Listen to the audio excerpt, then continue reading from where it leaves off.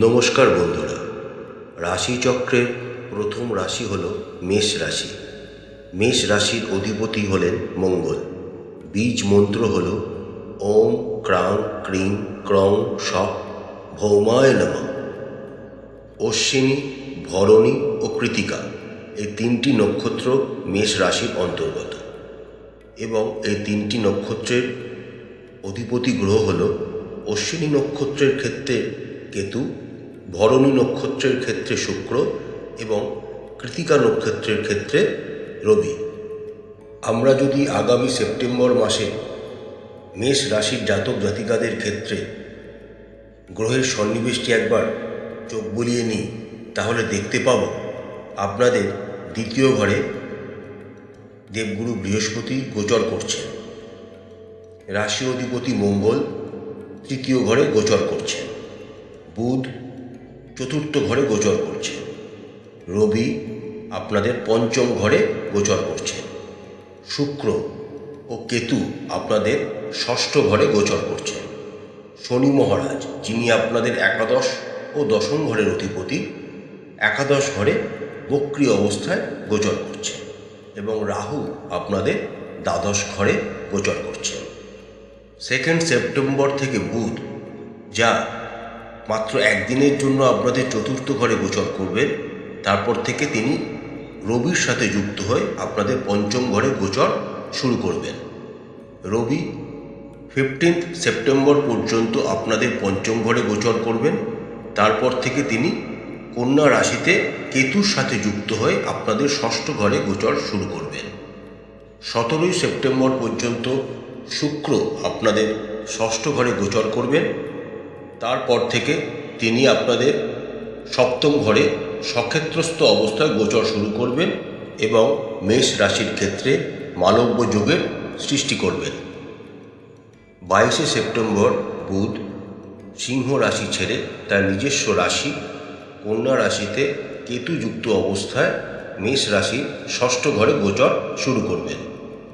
প্রথমেই দেখে নেওয়া যাক মেষ রাশির জাতক জাতিকাদের কর্মক্ষেত্রের দিকটি।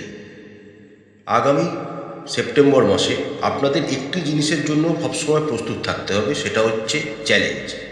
কারণ আপনাদের একাদশ ঘরে শনি মহারাজ গোচর করছেন এবং আপনাদের পঞ্চম ঘরে রবি গোচর করছে। শনির পূর্ণ দৃষ্টি রবির ওপর এবং রবির পূর্ণ দৃষ্টি শনির ওপর থাকার জন্য আপনাদের কর্মক্ষেত্রে কিন্তু বড় কোনো চ্যালেঞ্জ আসার সম্ভাবনা রয়েছে। তাই সেই চ্যালেঞ্জকে ফেস করার জন্য আপনাদের প্রস্তুত থাকতে হবে। তার সাথে সাথে আপনাদেরকে কর্মক্ষেত্রে কঠোর পরিশ্রমও করতে হবে, তবেই আপনারা সেই চ্যালেঞ্জটাকে সহজে কাটিয়ে উঠতে পারবেন। 15 সেপ্টেম্বর থেকে যখন রবি আপনাদের ষষ্ঠ ঘরে গোচর করে যাবেন, তখন থেকে আপনাদের কর্মক্ষেত্রের জায়গাটি উন্নতি হতে শুরু করবে। আপনারা কর্মক্ষেত্রে বিভিন্ন রকম সুযোগ তৈরি করতে পারবেন এবং সুযোগ পেতেও শুরু করবেন।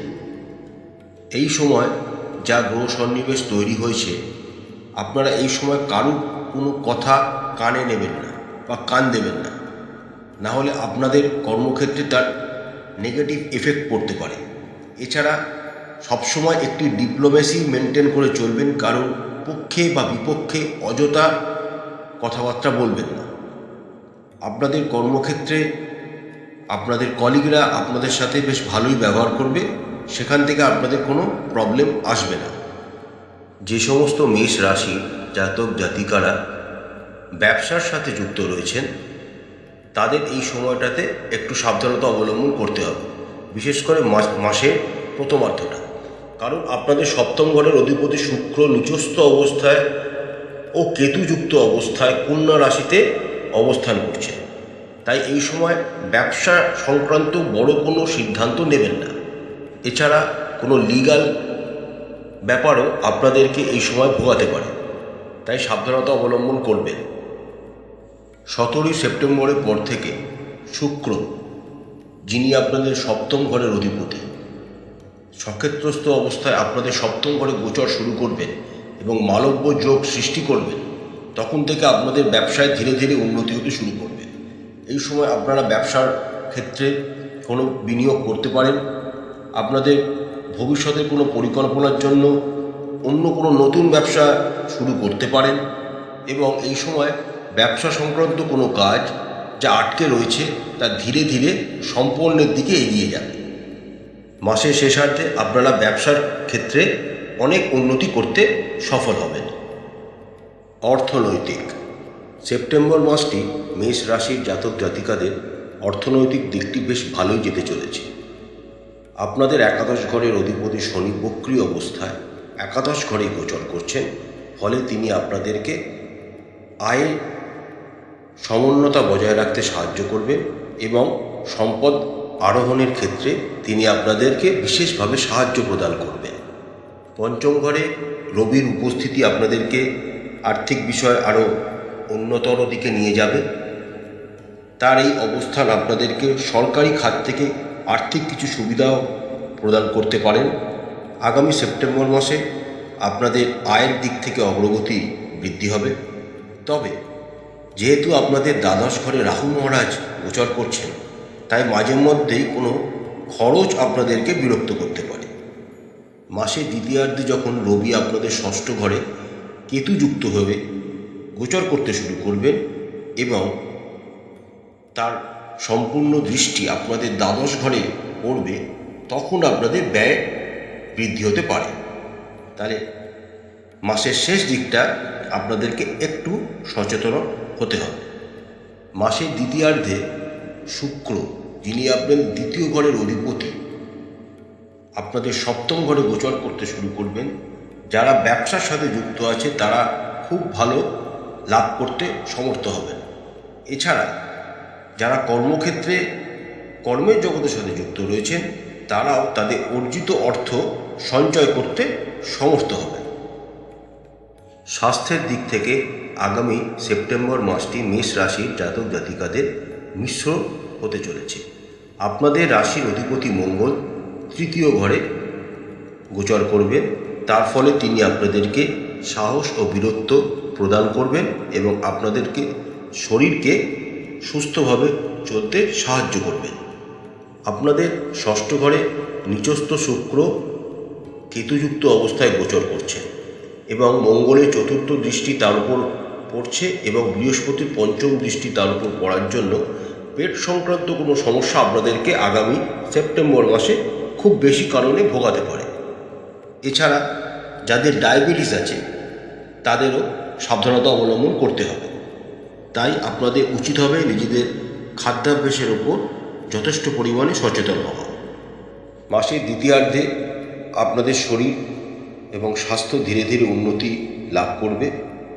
আপনাদের সপ্তম গৃহে যখন শুক্র গোচর করে যাবেন তখন থেকে আপনারা শরীর সম্পর্কে সচেতনতা আরও বৃদ্ধি পাবে।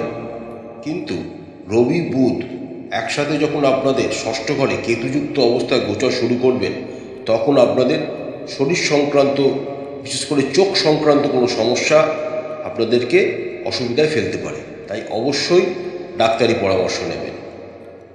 যে সমস্ত মেষ রাশির জাতক জাতিকারা প্রেমের সম্পর্কে রয়েছেন, আগামী সেপ্টেম্বর মাসের প্রথমার্ধে আপনাদের প্রেমের সম্পর্কের উন্নতি ঘটবে।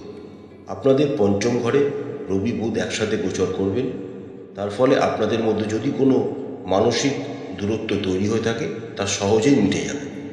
শনি মহারাজের সপ্তম দৃষ্টি আপনাদের পঞ্চম ঘরে থাকার জন্য চেষ্টা করবেন এই সময় আপনাদের প্রেমিক বা প্রেমের সম্পর্কে যিনি আছেন তার সাথে একটু নরমভাবে ব্যবহার করা, তাদের সাথে একটু সুন্দর কথা বলা।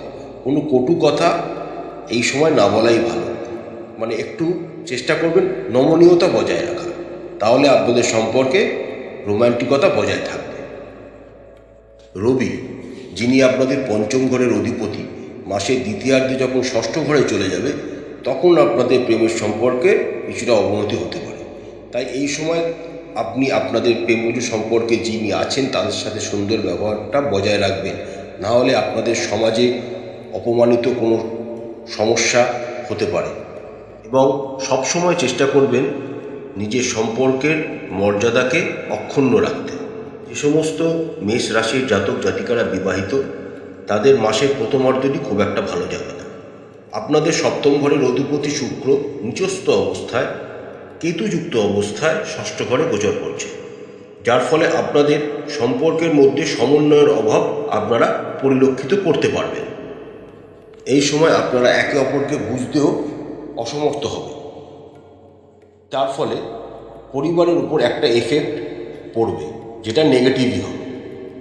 17 সেপ্টেম্বর থেকে শুক্র যখন আপনাদের সপ্তম ঘরে সক্ষেত্রস্থ অবস্থায় গোচর শুরু করবেন, তখন থেকে আপনাদের আবার স্বামী স্ত্রীর সম্পর্কের ভেতর উন্নতি দেখতে আপনারা শুরু করবেন। আপনাদের সম্পর্কের ভেতর আবার পজিটিভ এনার্জি ফিরে আসবে এবং আপনারা বিবাহিত জীবনকে আবার এনজয় করতে শুরু করবেন।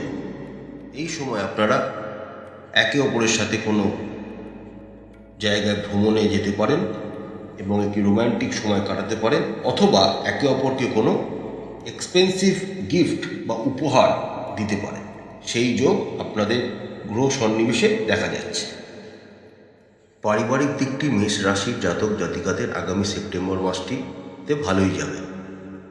আপনাদের মাসের প্রথমার্ধে পারিবারিক জীবনে কিছু টুকটাক ঝামেলা হতে পারে, যেহেতু আপনাদের দ্বিতীয় ঘরের অধিপতি শুক্র ষষ্ঠ ঘরে কেতুযুক্ত অবস্থায় নিচস্থ হয়ে আছেন, তাই পরিবারের টুকটাক সমস্যা আপনাদের বিরক্ত করতে পারে।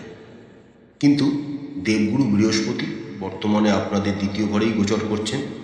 তিনি এই সমস্ত ঝামেলাকে সহজেই মেটাতে সাহায্য করবেন এবং তার পূর্ণ আশীর্বাদ আপনাদের ওপর থাকবে। মাসের শেষার্ধে আপনাদের পারিবারিক জীবনে ধীরে ধীরে উন্নতি হতে শুরু করবে।